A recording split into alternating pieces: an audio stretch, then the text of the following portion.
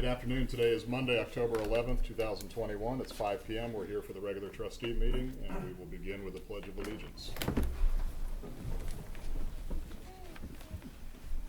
I pledge allegiance to the flag of the United States of America and to the republic for which it stands, one nation, under God, indivisible, with liberty and justice for all. Thank you. We have an agenda before us. Are there any modifications or additions? Board, I'd just note that in your packet, there was the, under road department was the 2021 annual road report, but it wasn't on the agenda, but it was, the information was in the packet with a motion, so I do have it on the printed copy though. Any other changes, modifications, additions? I move to approve the agenda for the October 11th, 2021 meeting as presented. Second. Trustee Wallace? Yes. Trustee Dean? Yes. Trustee Kretz? Yes. I make a motion to accept the general ledger report in the amount of $376,889.24 for the October 6, 2021 payroll. Second. Trustee Dean? Yes. Trustee Wallace? Yes. Trustee Kretz? Yes. I move to accept the payment listing report in the amount of $282,071.99 for warrants through 10/7/2021. Second. Trustee Wallace? Yes. Trustee Dean? Yes. Trustee Kretz? Yes. For the record, the baby only cries when we spend money.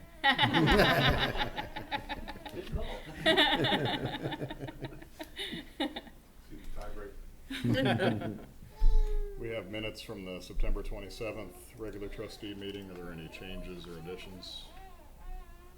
If not, do we have a motion? I move to accept the minutes for the September 27th regular trustee meeting as presented. Second. Trustee Wallace? Yes. Trustee Dean? Yes. Trustee Kretz? Yes. And at this time, we have any citizens desiring to speak? Seeing none, we'll move on. We have a pre-scheduled speaker, Greene County Commissioner, Mr. Dick Gould, on issue number 1, or his alternate. Okay.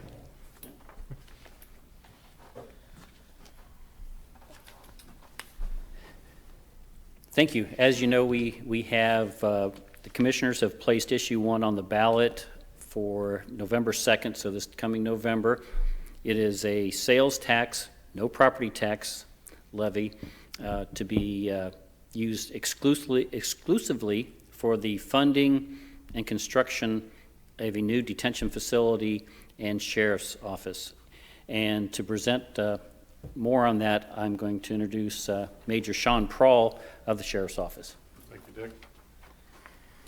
Thank you, trustees, for giving us the time tonight to speak about issue 1.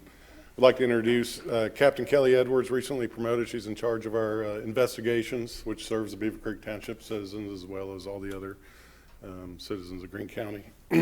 If you have any questions for her regarding the law enforcement division, the building we're in, we can do that afterwards. I'm here to present about ballot issue 1, which is on the November 2nd ballot. It is, like Commissioner Gould said, a 0.25% sales tax and not a property tax. That is very important to remember. And this sales tax is a temporary sales tax that goes 100% towards the construction of a new facility, which would combine 3 buildings the sheriff currently runs, which is the Greene County Jail downtown, the Adult Detention Center 2 miles on the edge of town, and then the actual Sheriff's Office headquarters. The Sheriff's Office headquarters was built in 1929 as a car dealership. Our law enforcement division is basically a hallway with various offices and closets. Very cramped, not conducive to investigations and security at all. The downtown jail was built in 1969. It's 52 years old. It's been under a federal consent decree for 32 years, since 1989, meaning it no longer complies with the classification and the square footage and all the housing limits designated by the federal government. And the Adult Detention Center was built in 2000. It's not a very old building, but is a building that was built at the time, stated by the county administrators, a 15-year fix to overcrowding. Now, the federal consent decree states that when we reach a certain capacity, we have to release people. That means people that should be in jail are being released because we cannot comply with the laws, regulations about housing inmates the proper way. We currently have 36 maximum security male beds out of 382. Part of that is because of a skyrocketing amount of female inmates. The heroin epidemic and other things have skyrocketed the number of females that are being housed. We've had to convert 2 of the 3 floors at our downtown jail to female housing. 1 floor is male. The ADC, the Adult Detention Center, was built as a minimum to medium security.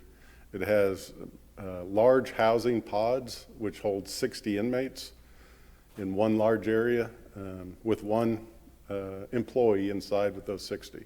It's not safe, it's not conducive, it's just maintaining the inmates. There's no programming, there's no work being done to improve the possibility of inmates not repeating their activity when they get out. The sheriff's dream is to have a facility with 384 beds. We currently have 382. So it's not a large increase, it's just 2 beds, all under 1 roof, which would include the coroner's office, who are in with us downtown Xenia. But 1 facility, maintaining all the inmates, all the sheriff's services, including SORN registration, sex offender registration, CCW, backgrounds, fingerprinting, all that would be in 1 building outside downtown Xenia. And it would be very efficient. It would give us the space we need to provide better services to the inmates and the staff. Currently, the staff has nowhere to go, pretty much. If you've ever been in our downtown jail, it's just not a nice place to be, to put it nicely. It's called a linear jail. It's where it's just the old iron bars, free flow of air, smells, noise. A new facility, high-tech facility, would allow us to house inmates in smaller housing units, divided up in smaller areas of 12, 24, 36 inmates. Indirect supervision to get the employee out of the cell with the inmates. Full-time supervision, they'd always be on camera, always within sight. And we'll be able to offer, with classrooms and programming, services such as alcohol addiction services, drug addiction services, GED services, pre-release services to get inmates that are looking to improve their lives and not go back, give them the ability when they're coming up on the end of their sentence to potentially get some help from our stakeholders, whether it be mental health, drug addiction, job services. We would love to offer them the ability to use our facilities to help inmates readjust from being in confinement back into society. To the tax, nobody likes taxes. This is a 1/4% on 1/4% sales tax, not a property tax. And that 1/4% basically doesn't apply to groceries, medicines, things that are not taxed normally, and it's temporary. Once this facility is paid off, the tax would revert back to 6.75, which currently the tax rate 6.75 is the lowest around. If we were to go up temporarily to 7%, we'd still be the lowest around, except for Warren County, who would also have a 7% tax. Basically, if you spend $100 on taxable goods, it costs you an extra 25 cents. 25 cents on $100 is very minimal for the benefits that this facility would provide, not only the employees, but the citizens of Greene County. Take a little bit further. I've lost my train of thought, I apologize. Yes, that's where I was going. Thank you, Dick. I ran a report about 2 weeks ago to determine what our population was. We're running between 240, 250 inmates on a daily population. It changes minute to minute. So you can't take like this is what we have, because if I run a report at 8:30 in the morning and it says 240, I can run a report at 4 in the afternoon, it could say 230. It depends on the judges. The judges are the ones that put people in jail and let them out, not the sheriff. But I ran a report and it showed 69.5% of the inmates that were housed in the Greene County Jail did not even live in Greene County. That means 30% of the inmates actually reside in Greene County. 70% come from other counties and commit whatever violation, whatever crime in Greene County and end up in our facilities. So the commissioners, with their wisdom, and the sheriff, and a lot of discussions determined we don't want a property tax. Greene County should not foot the 100% bill of a facility when it serves more than just Greene County. So a sales tax was estimated by David Graham in 2019 that 40%, up to 40% of this facility would be paid for by sales tax from people visiting Greene County. That means people from Warren County, Montgomery, Clark, all our counties around that come to the Cornerstone, the Green, the Fairfield Commons Mall, that spend their money. Those sales tax dollars are going to help build this facility instead of just Greene County residents. And once again, it's temporary. Once it's built and paid for, that tax would revert back to the 6.75%. Show you a few pictures. This is our headquarters in downtown Xenia, built in 1929. Walls are cracking, bricks are falling off, literally off the wall. It was built as a car dealership. You can see the bricks there on the top left are coming loose. On the top right, this is our fingerprint station. It's in the hallway. It's just, there's nowhere to put fingerprint station. And then the bottom shows a very crowded CCW office. This is our downtown jail, built in 1969 under a federal consent decree since 1989. There's no way to expand, no way to fix. HDR, an independent firm, did a study in 2019 and concluded the building needs to be abandoned. That's a quote from them. There's inside of the downtown jail, top right. This is the support system underneath the first floor, looking up from the basement, cracking and crumbling. We can no longer pull cars in the Sally Port on the east side of the building because, you know, the fear of collapse.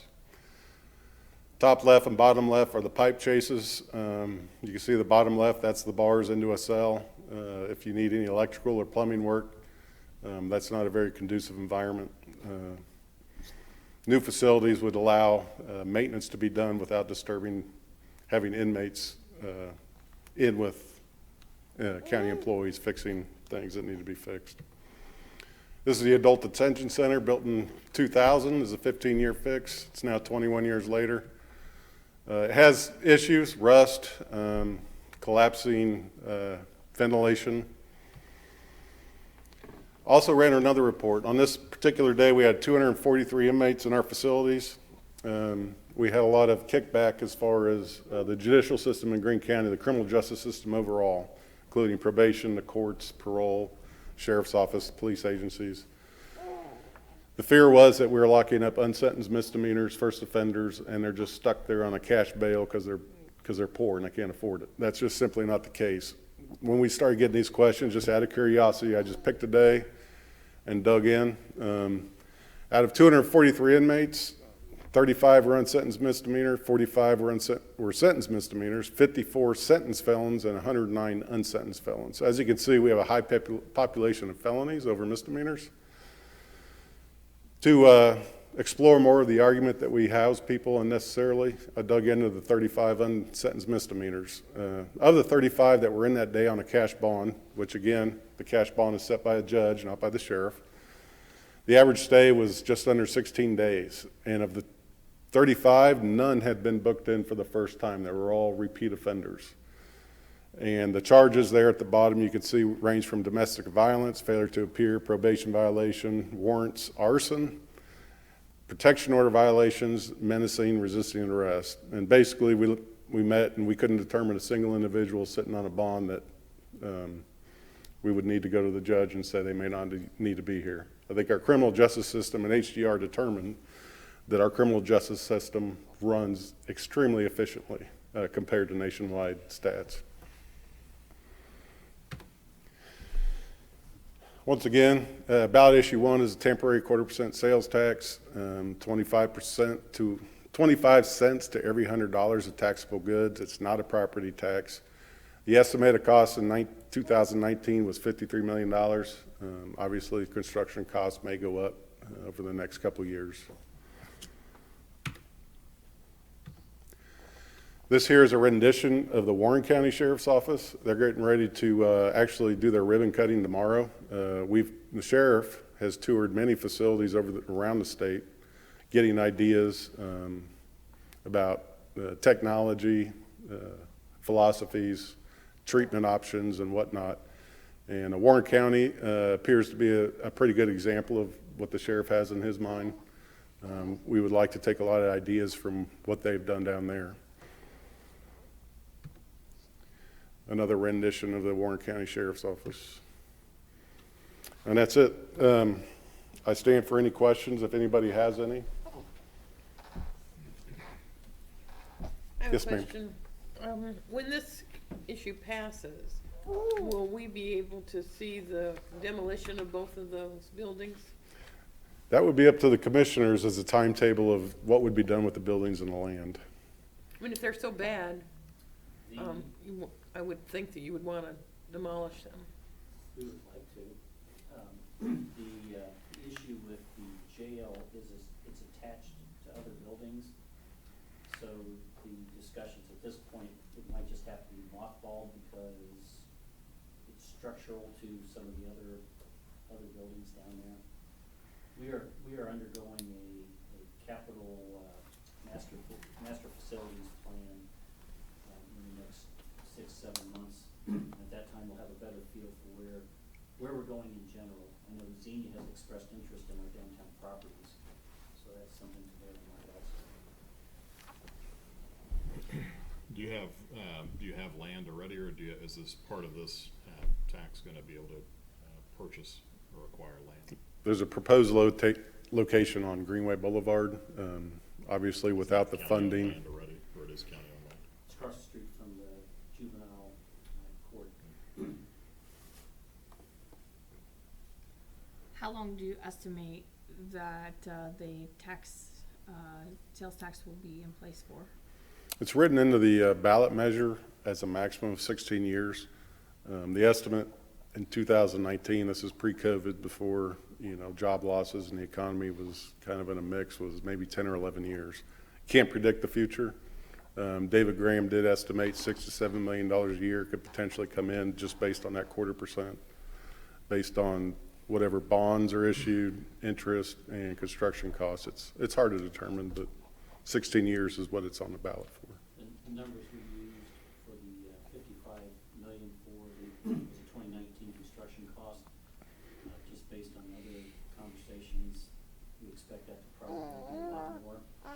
Interest rates, I think at the time, they were running somewhere in the 3% range.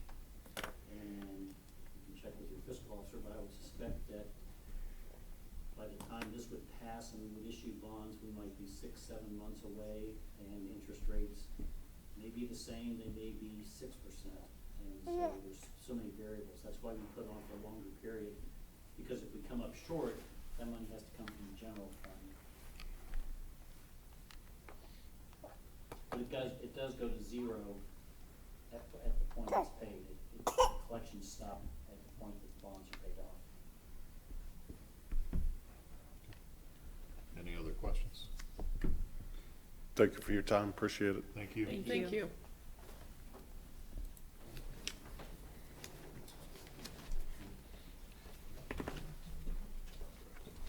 I'll get your thumb.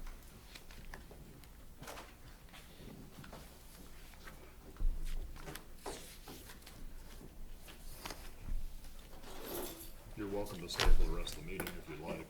We have other places we have to be. Sure. 89-year-old neighbor who invited us for dinner. Thank you. I have to go clip tonight. Thank you. Thank you. Thank you. Thanks.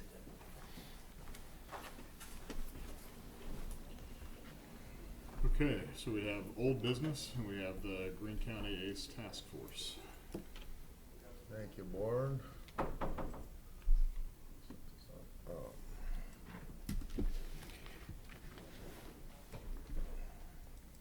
So this is picking up where we left off at Yep. the last meeting, essentially. Can you just refresh us as to the ask? Yeah, so the last meeting, we had a presentation by the ACE Task Force regarding funds needed to continue operations. They lost a lot of funds related to COVID and other grants that come from the state of Ohio. We do not participate in the task force in regards to supplying an employee and paying that employee's cost and overtime costs related to that. As the board asked me need to explore is if we could afford it out of the police fund. I worked with our finance director and our fiscal officer, and we can support the ask. The ask was $32,000 for surveillance vehicle and $6,000 for a IT infrastructure needs that they will need to replace for computers and other things in the office, as well as equipment needs for, I'm assuming, the surveillance vehicle as well. So I do recommend, we did move money out of contingencies in the police fund, which we do have plenty, and it's not going to have a long-term effect on any budget needs in the future. So I think I am recommending that we move forward with the $38,000 and support the operations of the ACE Task Force. And I have a motion prepared for you. And that's a one-time, that's not something obviously we can do on an annual basis. Right, That this is a amount, one-time so ask. it should be a non-recurring. Yep. So I think it's important to at least, whatever we vote on, to make sure that that's communicated, that it's this is a non-recurring extension, but that doesn't mean that there couldn't be a recurring if we put that in the budget. And one thing, Of a different amount. correct, and one thing, we don't know the exact amount, and this was 2 meetings or 3 meetings ago, regarding the opioid lawsuit. We are gonna get some funds, and one of the areas we can provide is interdiction efforts. So there's already been discussions between ACE Task Force, Green County Sheriff's Office, and Beavercreek Police regarding the use of funds, and, combining some of the funds with what City of Beavercreek's gonna get as well. So there'll be some additional funds, we just don't know the amounts yet until the settlement. And then, from what I understand from the settlement, it's over several years that we'll receive that funding. Okay. Any other questions or comments? Or do we have a motion? I have no other questions, but I wanted to state that we did want to support the ACE Task Force with dogs at one time last year, and that didn't work out, so I think that going forward and supporting them is something important for the township. I agree. I make a motion to approve, purchase request 20211-011-admin-A to the ACE Task Force for operational support in the amount of $38,000, and to authorize the township administrator to sign for the board. I'll second that. Trustee Dean? Yes. Trustee Wallace? Yes. Trustee Kretz? Yes. Thank you. Thanks for coming. I appreciate Thank you. everything. That'll help out tremendously right now. I'm trying to, as I said, I'm just trying to revamp some of the stuff in the task force that's been outdated, and some of the stuff that's coming due, which I learned, with the equipment, the computer stuff and the firewall, it's necessary, because I already got hit up by our pseudo IT individual that helps us out on basically he's not paid, he's a reserve deputy, but he has a lot of knowledge, and he kind of made me aware that it's coming due, and I said that I'm aware of that. Sure. Thank you. Thank you. Appreciate it. Thank you.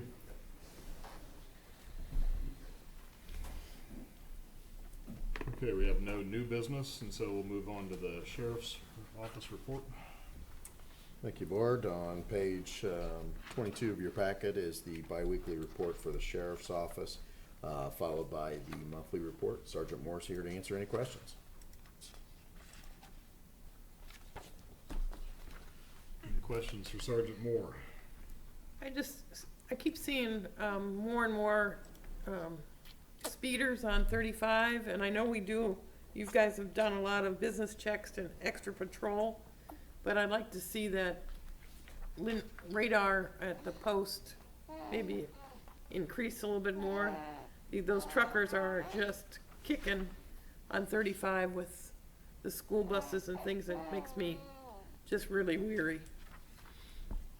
We'll do a better job of documenting, but I can say with 100% certainty that it'd be difficult to do more radar lidars on 35, meaning that we already do a very, very high, significant amount, getting assistance from the District 1 cars and the District 3 cars. But I'll communicate to us to make sure that we're documenting that as well too. I thought, Like, the guys are probably just doing some setup on there and just not logging the check.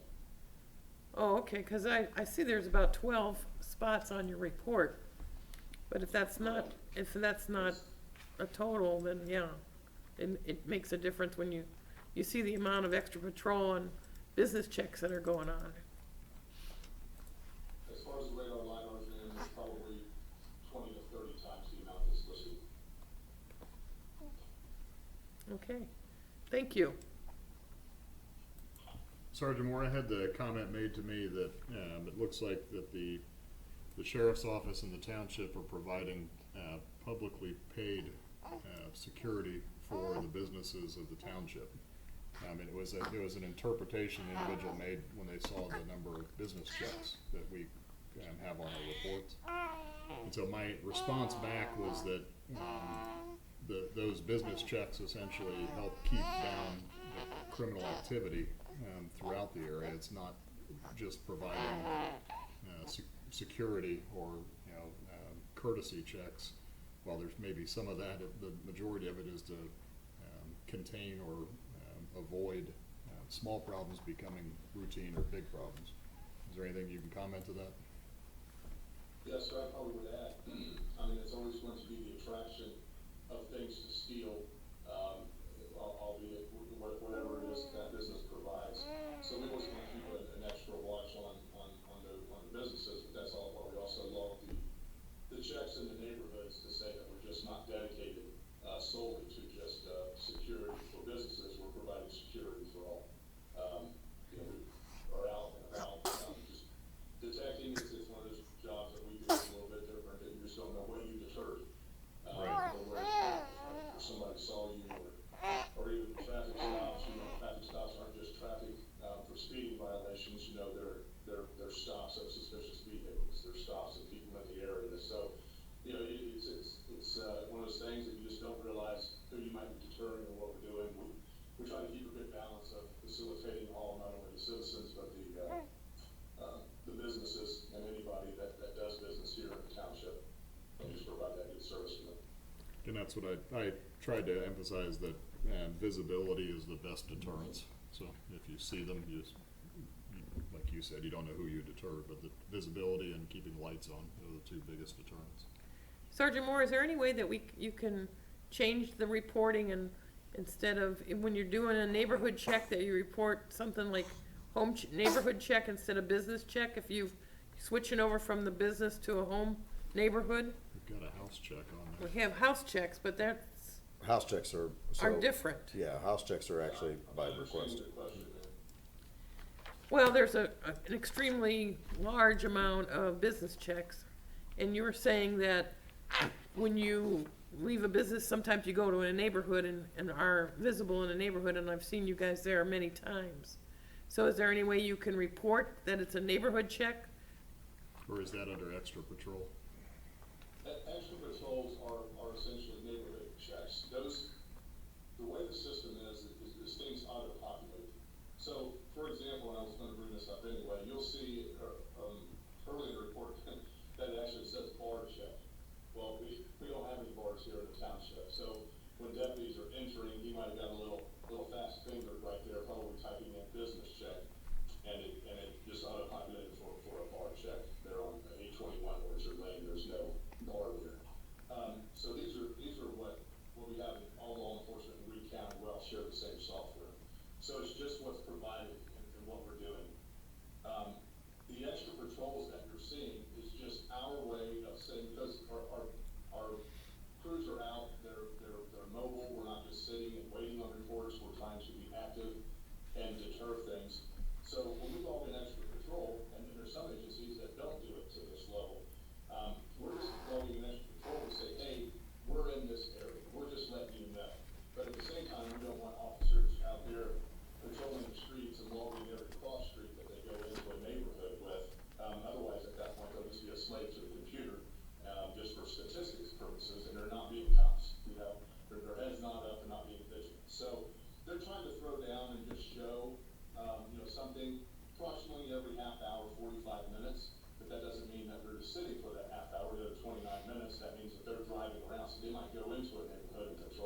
and that doesn't necessarily get a little bit of extra patrol, law equipment. Again, we just don't want to be slave to the computer. So what we do with those extra patrols is that we're just showing that we were in this area at that time. And as far as if it's a business check, we're going to write that it's a business check. The extra patrols are more of a neighborhood area. Makes sense. Any other questions, comments, concerns? I had nothing additional. No. Thank you, I see sir. you out and about, and we appreciate your work and keeping our neighborhood safe. Thank you. Thank you. Thank you, Board. Next item is on page 50 of your packet is the biweekly report for the Human Resource Department. Are there any questions?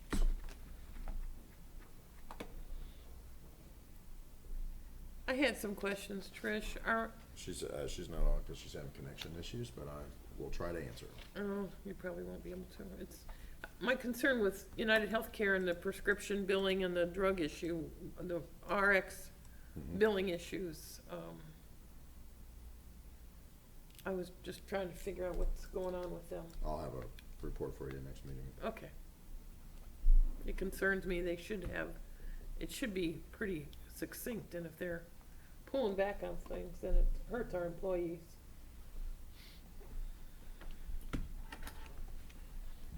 Any other questions I can pass on or have prepared for the next meeting? No.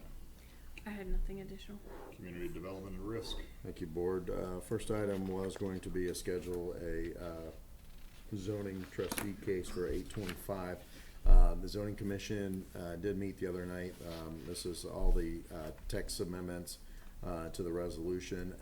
They did ask staff, they did table it and asked staff to come back with clarification on a few items. So I just want to give you an update on that. We do not need to schedule that, so no motion. So zoning commission will meet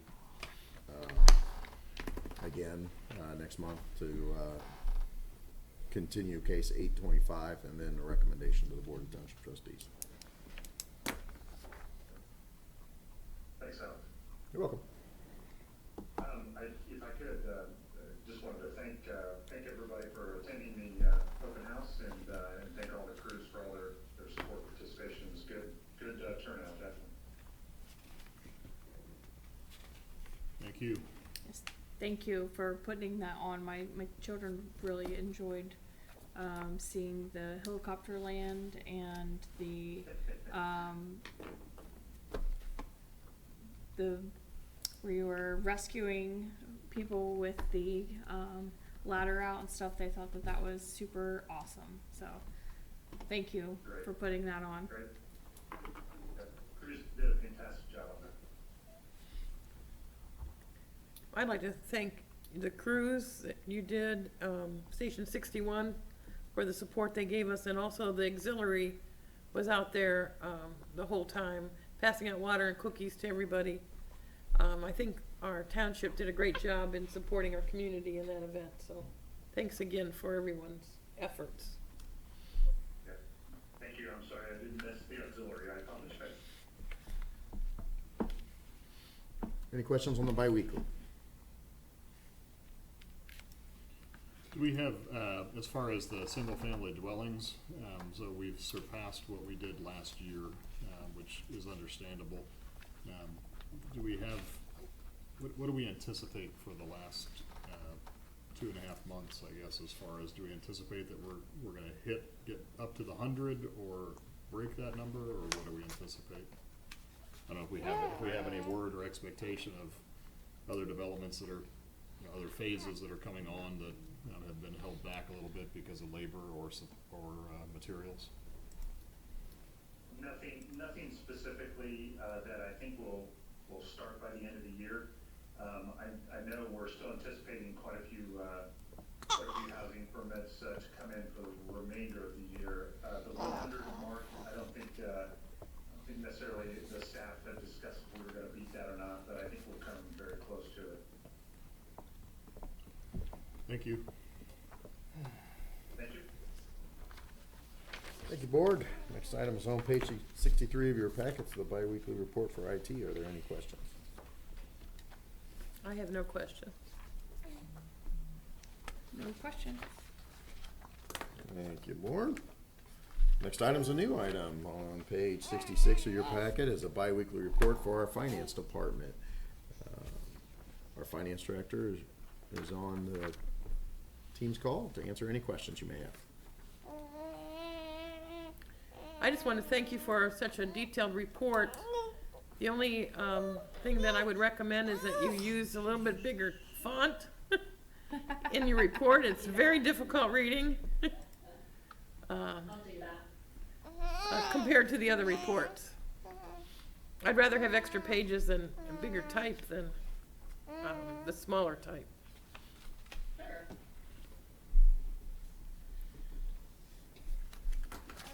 Any other questions or comments? Thanks for putting that together, appreciate it.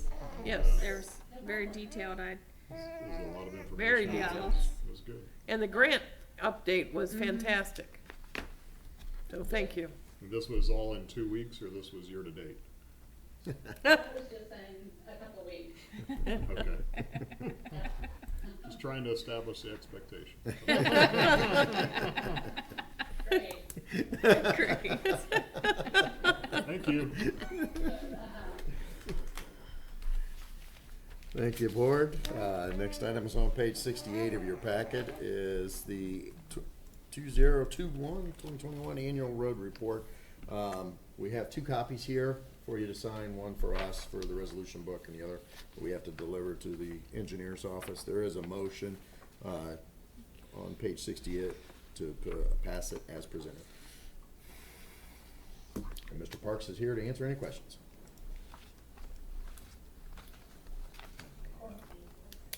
Okay, then I'll make a motion to approve the annual township road report as presented. Second. Trustee Wallace? Yes. Trustee Dean? Yes. Trustee Kretz? Yes. Thank you, Board. Next item is also on page 68 is a resolution to surplus equipment, and there is a motion on page 68.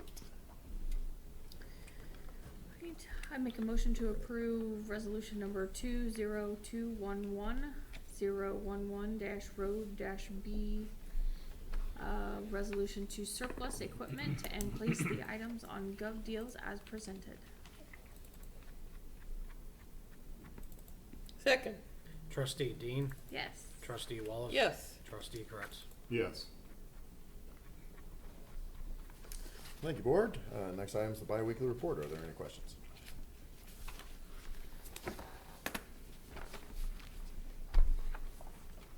I had no questions. I had nothing additional. Thank you. Just a comment, nice job on the tri-truck, and Yes, the trash. next year I hope you're closer to the Horn. truck with the horn. Yes. Thank you for your support. Thank you, Board. Next item is on page 80 of your packet, is to recognize some of our staff, and also we want to provide a little update on the missing person operation, so I'll turn it over to the fire chief. Good evening, Board, and we'll actually start with the update on the search, if that's all right. We have Easter on the line, and he was the incident commander or actively involved in the majority of that search, so he can give you a brief update and answer any questions you may have. Thank you, Chief. Good evening, Board. The search for our missing person, he was actually located by some volunteer search teams that were in the area. After speaking with the police department, our missing person was very active and moving around the area, which is what made it so difficult to find. Thursday evening, our efforts were concentrated in a joint effort with the police department, fire departments. It involved some regional and statewide assets for what we would consider our primary search, which was a very thorough search by trained individuals. We did activate our CERT team to assist with some of that, but we also activated the Region 3 Rescue Strike Team to assist with their resources, and as luck would have it, most of those personnel were actually just finishing up a day-long training at the Ohio Task Force 1 building in downtown Dayton off of Springfield Street. So we got those resources really quickly. In addition, we also leveraged some of the law enforcement resources, including the helicopter from Ohio State Patrol that was actually able to scan the area around the residents in great detail with forward-looking infrared, as well as thermal imaging capabilities, and help us search that area much more thoroughly and quickly than we were able to do ourselves. Although those efforts were duplicated, we searched the area from Woodman Drive to North Fairfield, and from basically Kaufman Road all the way down to Dayton Xenia on Thursday evening before sunset. The second day, we focused our efforts with the community in what we would consider our secondary search. And anybody that wanted to volunteer their time to help search, we put some of our Ohio Task Force 1 members to work in helping us coordinate the deployment of those resources and assets. There were 4 volunteer search teams that came down to assist with that as well. We leveraged some of their technology, including some GPS tracking of those volunteer teams around the field and some communication assets to help alleviate some of the congestion with the statewide radio system, as well as limited resources from the statewide radio system partners there locally, so that we could continue to service the rest of the community and their emergency response needs during that secondary search. That lasted basically for 6 hours. We wrapped that up actually a little bit after 6 hours on Friday evening. And then we continued to work with the police department to follow up on any leads that were given through the community, through social media, through direct calls to the police department dispatch center. And we worked to follow up on all of those with the police officers. Ultimately, a call came in on Saturday that one of the volunteer search teams had found the victim. He was actually wandering back to his house in the heavily wooded area that we had searched quite energetically for the last 2 days.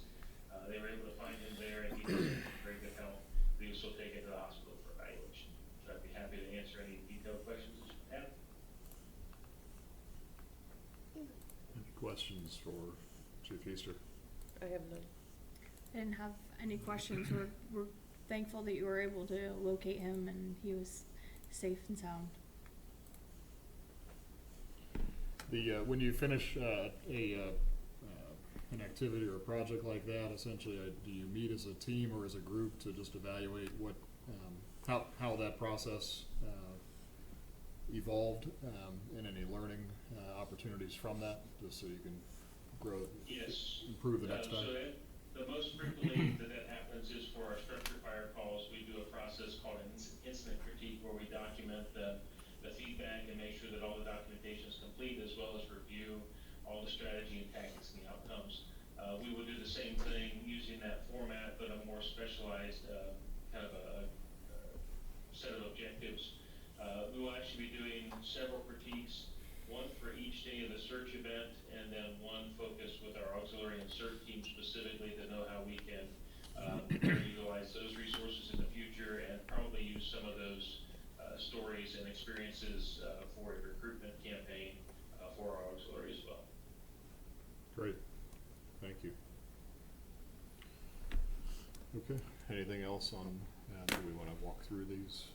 I'll turn back over to the chief to recognize the employees. Thank you, and yeah, we've had actually a great couple weeks with feedback from different parts of the community. I wanted to point those out. The first was Lieutenant Ransdell received a letter promoting him to rescue team manager for the Ohio Region 3 Urban Search and Rescue Team. So a little bit of a coincidence that we're just now talking about them as well. So he's doing a great job there, and has shown leadership not just at the department but regionally, and has been recognized for that. So we want to congratulate him for that. Firefighters Kelly, Smith, and Orr received a thank you from a resident. Had a carbon monoxide detector go off. Had not experienced that before with the system. Had called them out just to make sure everything was good. Was impressed with their thoroughness and their courtesy. So we received that. Firefighters Richards and Colbert received thanks. They transported a patient, and it was a special thank you noting their thoughtful care and calming demeanor. And then finally, firefighters Roberson, Hart, Fowler, Dalton, and Fugate, and that's a medic and an engine crew both. They received recognition from Miami Valley South for transporting the first cardiac alert patients to Miami Valley South since that cath lab came online. So the Valley South wanted to extend a special recognition to them for their care and for bringing the first patient for that new capability. So our folks are doing great work, and they're being recognized through the community, and we just want to let you know about that as well. Great. Thank you. Thank you, Bart. Thank you. Last item is bi-weekly report. Chiefs are both here to answer any questions.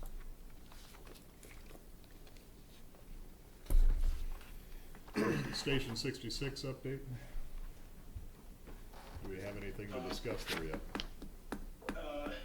We've actually been working on it at a very low early stage, mostly coordinating any changes and requirements that we have from 65. So we did a lot of work on 65. We're moving as much of that forward as we can. But then this is a facility that will be jointly run, shared with the Greene County Airport. And so they're working, I think, mostly on that side of it right now to make sure they have their requirements, so they can make sure that they have a building that meets both of our needs without, obviously we have different types of access restrictions and things like that. So we want to make sure that it's accessible to both sides for our individual needs and have room for the community as well, like we've established at our other stations. So pretty soon, I'm guessing in the next couple months, we'll have a little bit more detailed report for you, and at that point we'll start working on a plan for setting up a timetable for when we want to proceed on the project. But I don't have anything in detail for you today, no, sir. Okay. It still has to go through the FAA process, and that's what we're working on now. You know, just more of to keep it in front of us and to keep pushing it as best we can, obviously with the 2022 and 2023 work that'll start at 35 and Trebine, as well as the, I don't know if they're going to break ground in the spring as far as the development that went through the revision process, I guess Bexley West or whatever you call that now. So that 270 some homes. So obviously we'll have a lot of activity generated, obviously based on the new interchange, but then also with that new housing development coming on up there, and then any interconnectivity that should occur. So, And we're working on that, pushing it. and that's the separate project that we're currently working on as well. So working with the county engineer on Ohio Public Works Commission grants for road. We are working and exploring through community development and risk and the Greene County engineer for another grant source to help pay for the road. Yeah, and it's probably worth reminding everybody that may be watching that the connector is a significant portion of the advantage of that site. So we want to align the construction of the station as closely as possible with the connector. To build it too soon, we lose a lot of benefit until it's in there. So the closer those things happen together, the more beneficial it will be. Yeah. Very good. Thank you. Thank you. Anything else for Chief? No, not this evening. Thank you, sir. Thank you. Thank you, board. That's all I have. Okay. Ms. Frick, Nothing tonight. Mr. Rushing. Thank you, Board. For your consideration is a resolution to certify additional revenue and authorize supplemental appropriations in the Fund 4904, the Fire Stations Fund. This resolution is needed to capture closed purchase orders that were closed at the end of 2020 that were carried over. The process in terms of appropriating funds is the board is only able to appropriate unencumbered balances of a fund. So at the end of the year, if there is a purchase order that's open, the purchase order being the vehicle to encumber funds, to carry over to the following year, those dollars are separated and are not able to be appropriated because they have already been appropriated once. If you appropriate twice, then you're over appropriating your available resources. So I know staff's been working to finalize some items with 65, Station 65 that is, And in preparation for Station 66, they've gone through and closed some purchase orders that were carried over from previous years in this fund. So since once a purchase order is closed, any remaining balance on that purchase order goes back into the fund, and then those become available to appropriate if the board desires. So this resolution would capture those additional purchase orders that were closed and appropriate those dollars to be available for use in the fire station fund. And there's a resolution on page 85. Be happy to answer any questions, or I'm sure fire staff can answer any questions in particulars about the purchasing. So this is not meant to imply that all purchase orders for the project are closed, just the ones that were carried over from For 2020? the ones that the staff has identified to close that were carried over. Okay, I'll make a motion on resolution number 202-11011-FIN-A. Adoption date is October 11th, 2021. To certify additional revenue to the official certificate of available resources and to authorize supplemental appropriation for Fund 4904 Fire Station Fund. Second. Trustee Wallace, Yes. Trustee Dean, Yes. Trustee Kretz. Yes. Thank you, that's all I have. And so as far as Fire Station 65, are we still in a holdback period? Has the contractor satisfied all contingencies? We're still in a holdback. We are authorizing the August draw.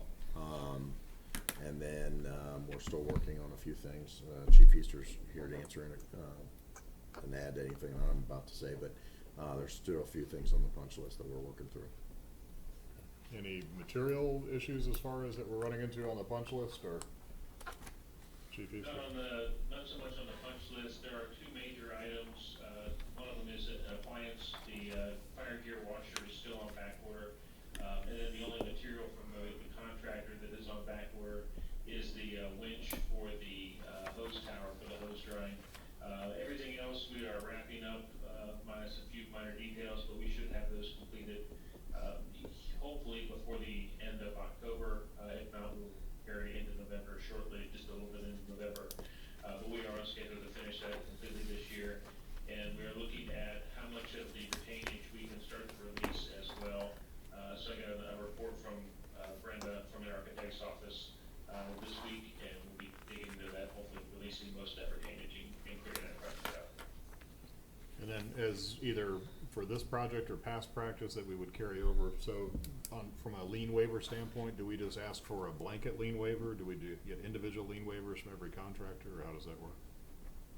I would have to consult with Ricker on that particular piece. I don't know the answer at the moment, but I can get that for the next meeting. Okay, just curious which way we take it, and if we actually verify that they've been released. So, okay. I will have that for you for the next meeting.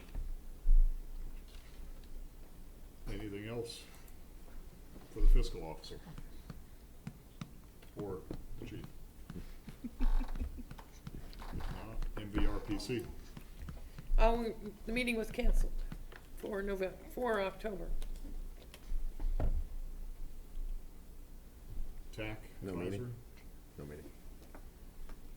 Regional planning, we had a special meeting at regional planning, just executive committee met, and it was essentially a budget meeting to approve the new budget going forward for 2022.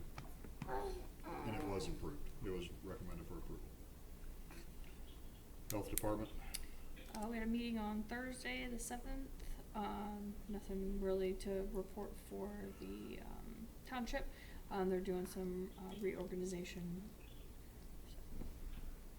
Okay. School superintendent or city manager? I had a meeting with both the superintendent and city manager. We did talk about mostly 2022 items, budget process, and kind of looking down the road in regards to the next several years regarding levies and levy cycles. We do put together that levy report, so I wanted to make sure, and I usually present it as an update for the board at the budget time as well. So we'll continue to work on that. Also, a few updates on our social media on how we're going to participate and notify the both the city and township residents regarding the operations of the Super Street, which we'll be putting out stuff. ODOT just sent an email last night regarding it and the time frame. So we're going to work with the city on that, make sure we get all the information out on that as well. So on the Super Street, when do the center islands get put in place? I don't think the center islands will be put in this year, but there will be probably barriers to put through, but I'll double check that with ODOT. We do have, I believe, a meeting coming up with just the district office on that. The final pavement will not occur, and final striping will not occur. There'll be temporary striping, but that won't occur till spring of 2022.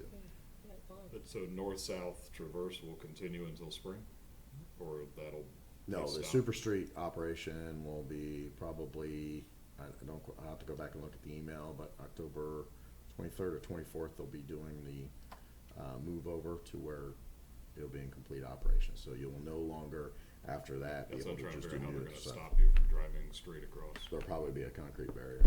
Okay. Yeah. But the bicycle or pedestrian zigzag may or may Will not be till the final island's put in. until it's done. Mhm. Okay. Yeah, and they may do that because that's more concrete work as opposed to asphalt work. So that may still be on the agenda this year. Yeah. Good deal. Cool. Restoration advisory No meeting. and Township Association. We have a meeting tomorrow at 6:30 at Beavercreek Golf Club. The